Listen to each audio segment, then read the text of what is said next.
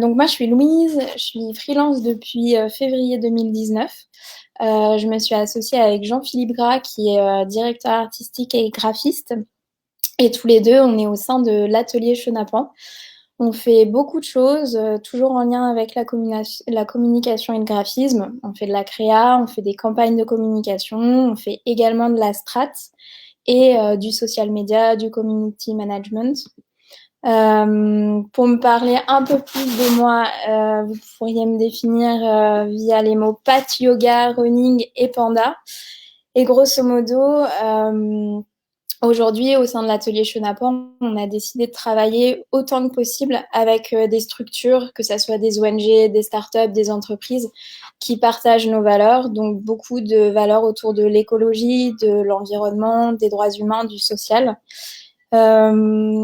Et bien évidemment, aujourd'hui, je vous partage ce que j'ai pu rencontrer et comprendre dans mon expérience pro. Mais je ne sais pas tout. J'apprends aussi comme vous tous les jours, donc j'essaierai de répondre au mieux à vos questions. Mais je n'aurai peut-être pas toutes les réponses à voir.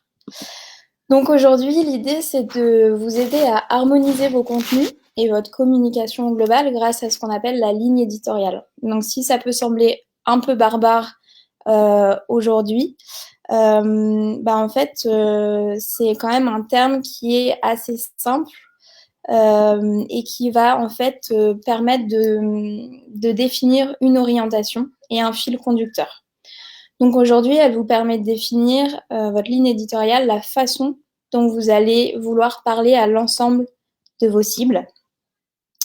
Elle va aussi vous donner en fait, déterminer l'image que vous souhaitez donner, la façon en fonction de la manière de laquelle vous allez parler aux gens et envoyer vos messages. Vous allez envoyer une image de vous, de votre entreprise ou de votre business qui peut être complètement différente en fonction de la manière dont vous communiquez et en fonction des contenus et des messages que vous envoyez. Donc la ligne éditoriale, on va dire que c'est un cadre dans lequel vous allez mettre toutes les règles qui sont liées au vocabulaire, au ton, au message, au contenu que vous allez transmettre à l'ensemble de vos cibles. Donc définir un cadre, ça peut paraître un peu complexe ou un peu simple, mais l'idée, c'est vraiment de répondre le plus possible à des questions qui peuvent être assez généralistes et ensuite aller un peu dans l'entonnoir et aller au plus précis. Donc, si vous avez lancé votre business ou que vous pensez lancer votre business, vous allez vous poser des questions d'ordre général. Quel ton vous allez souhaiter adopter sur vos réseaux sociaux, sur l'ensemble de vos supports de communication? Qu'est-ce que vous allez aborder comme sujet? Est-ce que vous allez aborder des sujets très en lien avec votre cadre d'activité, très spécifiques, très complexes? Ou est-ce que vous allez aussi aborder des sujets d'actualité, par exemple, que vous allez venir rattacher à votre activité? Dans quelle langue vous allez traiter l'ensemble des sujets que vous allez aborder? Dans quelle langue vous allez mettre en place votre communication? Aujourd'hui, si vous pensez à un business en France, vous allez potentiellement parler en français et choisir le français comme première langue, mais peut-être qu'à moyen long terme, vous allez vouloir étendre votre business et que peut-être aussi vous allez trouver une nouvelle communauté ou des nouveaux clients à l'étranger. Donc peut-être que ça peut être intéressant de se dire, je vais commencer ma communication en anglais, ou en tout cas, je vais la traduire en français en anglais pour aller toucher le plus grand nombre de personnes. Est-ce que je veux à tout prix fidéliser la communauté que j'ai d'ores et déjà, ou est-ce que je veux vraiment passer les 10 000 cas, parce que pour moi, c'est très important d'aller chercher du prospect en continu. Et ça va dépendre de vos objectifs de business, mais aussi d'objectifs de communication que vous allez devoir lier pour que les uns répondent aux autres et que vous puissiez avoir une stratégie globale qui soit plutôt en ligne.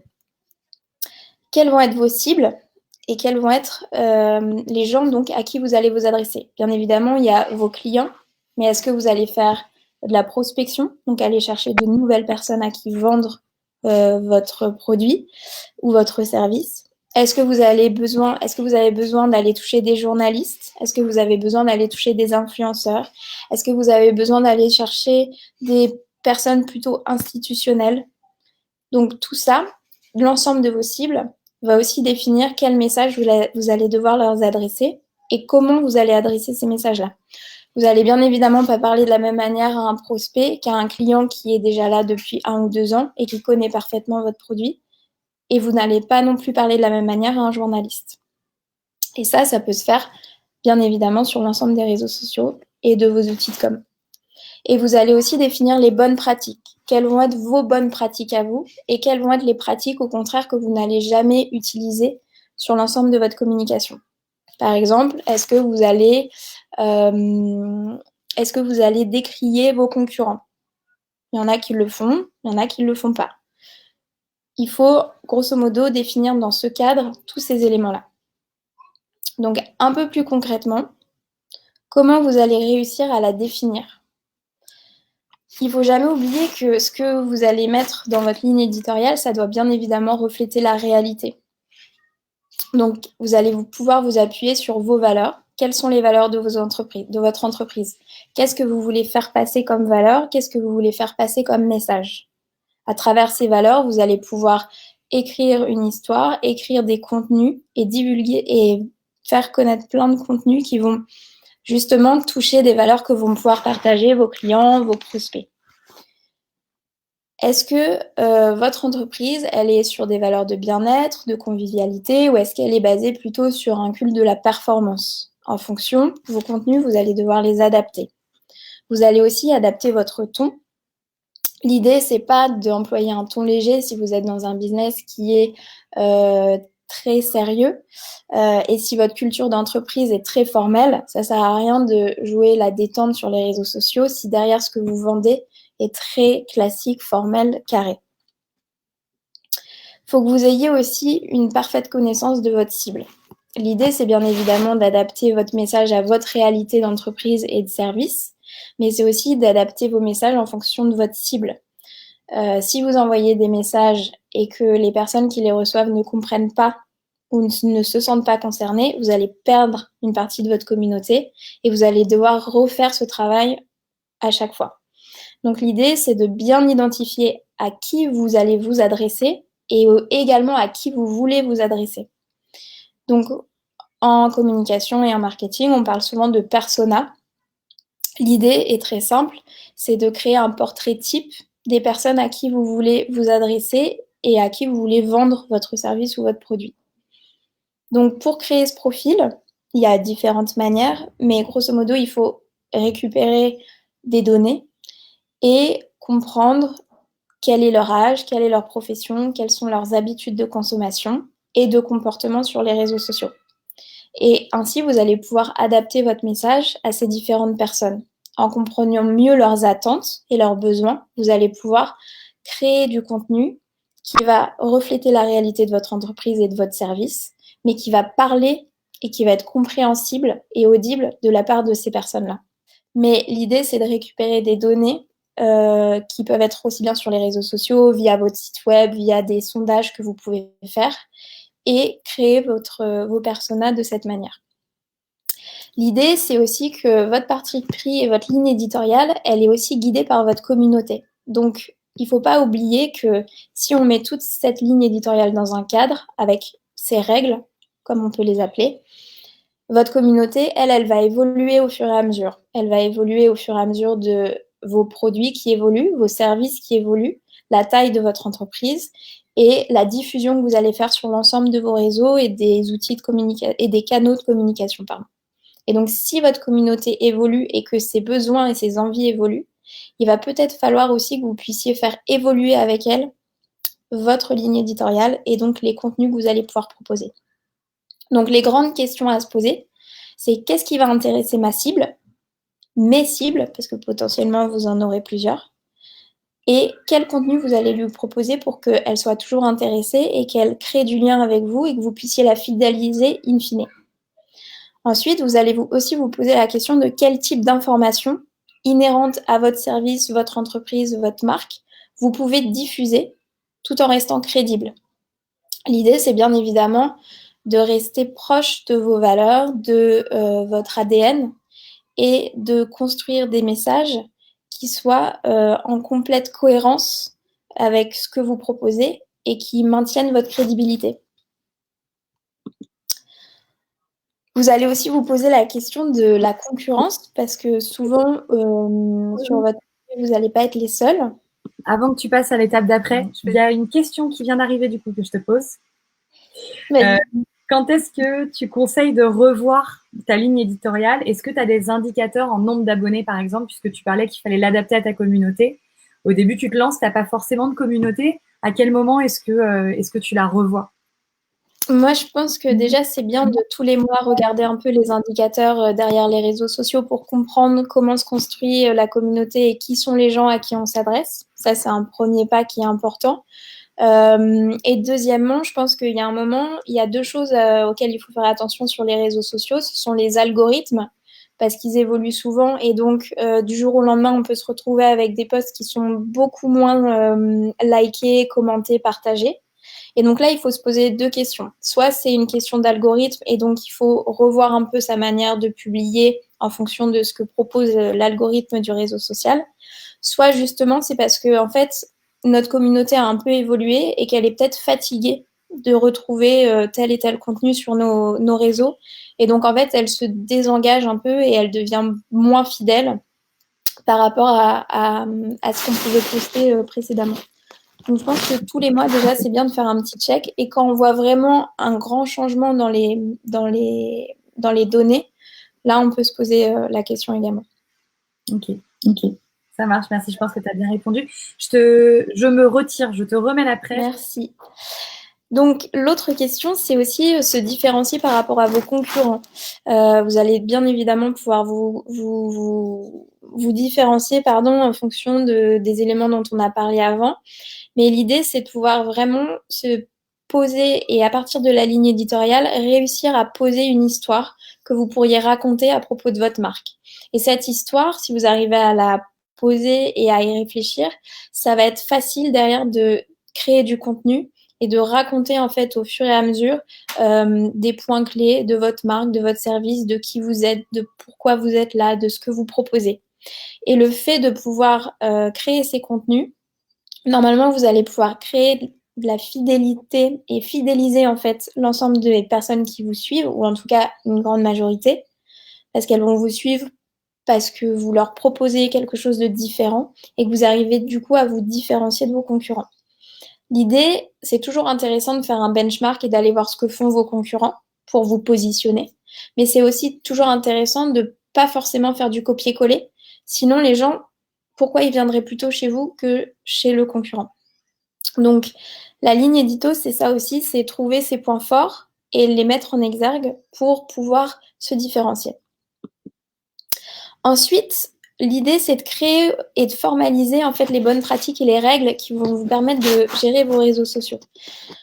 Donc, les bonnes pratiques, il y a les bonnes pratiques globales de gestion des réseaux sociaux, mais il y a aussi les pratiques que vous allez mettre en place parce que c'est vous et parce que vous avez décidé, par exemple, de répondre à l'ensemble de vos commentaires, même si ce sont des commentaires négatifs, que vous n'allez pas supprimer ces commentaires négatifs, sauf si bien évidemment ça dépasse l'entendement.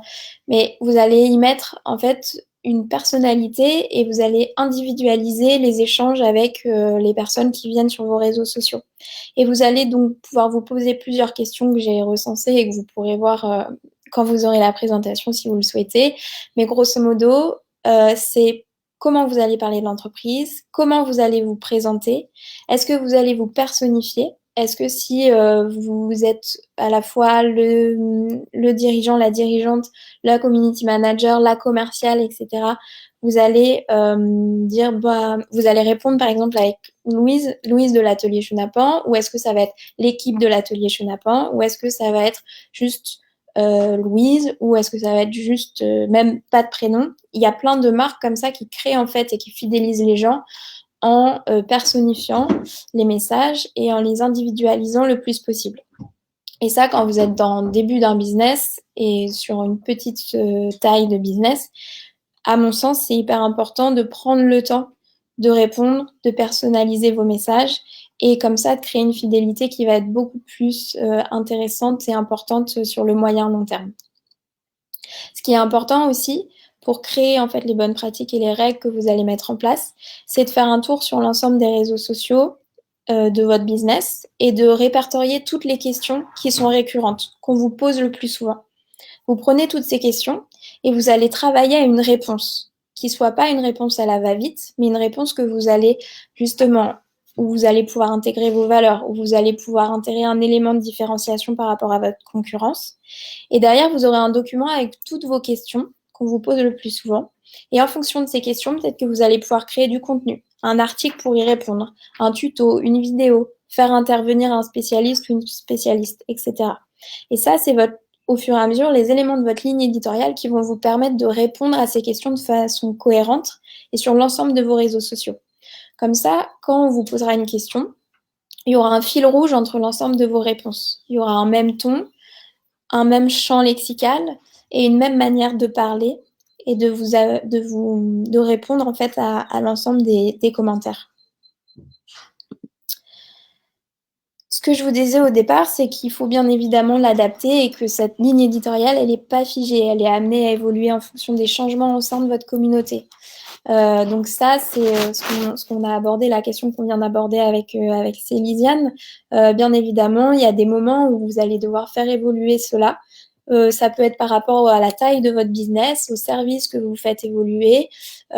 Si vous êtes aujourd'hui une équipe de 2 personnes et que dans 6 mois, 1 an, vous êtes 10, 15, 20, et ben, ça sera bien d'avoir ce document, par exemple, de ligne éditoriale parce que vous serez plus la personne qui va être sur les réseaux sociaux. Potentiellement, ça sera une nouvelle personne et elle continuera à utiliser cette même ligne éditoriale et il y aura toujours un champ lexical qui sera identique à ce que vous aviez utilisé et donc un fil rouge entre l'ensemble de vos communications. L'idée aussi, c'est bien évidemment de privilégier la portée de vos publications. Donc la portée, ça va être l'engagement, la viralité, l'ensemble des likes, des commentaires, des partages que vous pouvez avoir sur vos publications. Et si vous vous rendez compte que certains sujets ou certaines manières de traiter l'actualité ou vos messages vous apportent plus d'engagement, plus de likes, plus de partages, et ben dans ce cas-là, il ne faut pas hésiter à le noter dans un petit coin de votre tête et de votre ligne éditoriale et de développer ces sujets-là et ces types-là de publications. Il ne reste pas énormément de temps, mais je vais vous donner un petit exemple pour que ça soit un peu plus concret, parce que c'est vrai que c'est rapide pour évoquer ce sujet. Donc, je travaillais pendant 2 ans chez Enercop, qui est un fournisseur d'électricité qui est renouvelable et qui a un modèle complètement différent des grands fournisseurs qu'on connaît, qui sont EDF, Engie, etc. C'était un fournisseur très militant, c'était une coopérative et donc il y avait beaucoup de valeurs et un ADN très fort.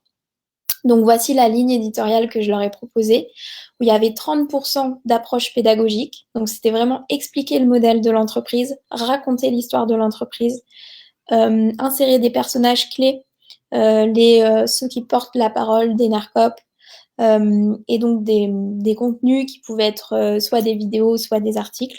Il y avait 30% d'approche vis-à-vis de l'actualité, donc notamment rebondir sur l'actualité afin d'élargir le débat. Ça pouvait être de l'actualité liée aux évolutions sur les énergies renouvelables, sur le nucléaire, sur les pays qui ont une politique beaucoup plus vertueuse que la France ou justement à contrario.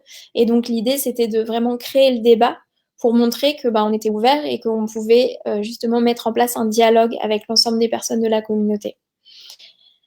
Il y avait 20% qui étaient dédiés à une approche plutôt communauté, donc trouver des sujets qui permettent d'engager la discussion et de construire une communauté. Donc c'était aussi bien des sujets liés à Enercop, mais c'était aussi des jeux, des quiz, quelque chose qui est un peu plus léger, un peu plus fun, entre guillemets, qui apporte un peu de légèreté dans l'ensemble de la communication.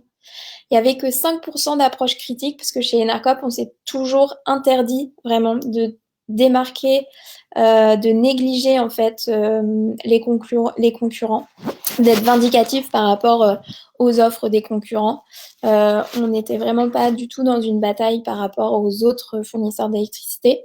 Et par contre, on avait l'approche critique, on s'autorisait à dénoncer certaines actions de greenwashing qui pouvaient être aussi bien dans le secteur de l'énergie, mais aussi dans d'autres secteurs plus ou moins proches du métier, du cœur de métier d'Enercop.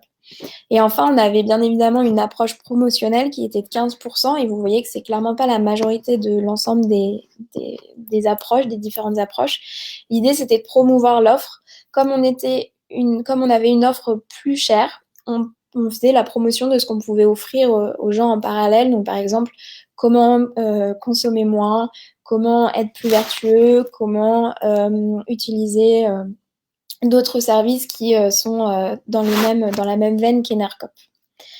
Et derrière, en fonction de chaque réseau social et de chaque outil, donc ça comprend l'ensemble des réseaux plus le site web, on avait les grandes lignes de ce qu'on pouvait faire et de ce qu'on ne pouvait pas faire. Donc rapidement, sur Facebook, on s'autorisait des tons familiers pour certaines publications un peu plus fun, un peu plus légères. On s'autorisait d'avoir un ton très institutionnel, qui en général est plutôt un ton qu'on retrouve dans les associations, dans les ONG, pour dénoncer des décisions politiques, pour appuyer des sujets d'actualité. Et donc là, c'était un côté un peu plus plaidoyer. On s'autorisait la mise en avant de projets d'entreprise, mais aussi de l'ensemble de l'écosystème, donc la mise en avant de partenaires ou d'autres acteurs qui étaient dans le même écosystème que nous. Et notre cible, clairement, c'était les familles, les clients et le grand public très intéressé par des sujets d'environnement et d'écologie. Et sur Twitter, à contrario, on était plus sur un ton très engagé avec une réactivité prononcée, où on était sur l'importance de hashtags à utiliser quasiment quotidiennement dans nos tweets, qui étaient la transition énergétique et la transition écologique, puisqu'il y avait une grosse communauté qui utilisait ces hashtags-là et qui nous permettait de toucher, là pour le coup, des journalistes, des blogueurs, des influenceurs, des ONG et parfois des personnalités politiques. Donc là, c'était un exemple rapide pour vous montrer que, en fonction de votre ligne éditoriale, vous pouvez définir les contenus que vous allez pouvoir faire, en tout cas les grandes lignes des contenus que vous allez pouvoir poster sur l'ensemble de vos réseaux sociaux si vous êtes sur différents réseaux sociaux. Et pour finaliser rapidement, l'idée d'identifier votre ligne éditoriale, c'est parce que derrière, ça va vous permettre de générer un outil qui est majeur, qui est le calendrier éditorial, dont je vous parlerai plus tardivement, et de vraiment avoir des contenus qui soient constants et vous aider à remplir vos objectifs. Merci Louise. Il y a une petite dernière question qui a été posée par, je crois que c'est Alexandra, Aleki. Est-il pertinent de créer une communauté ouverte? Alors, du coup, on va plutôt le faire dans l'autre sens, mais en gros, est-ce que tu peux avoir plusieurs lignes éditoriales? Par exemple, tu vois, moi, j'ai la communauté fermée des épaulettes, mais j'ai aussi ma communication grand public, on va dire, qui est sur Instagram, etc. Est-ce que c'est pertinent d'avoir différentes lignes éditoriales en fonction des endroits où tu postes?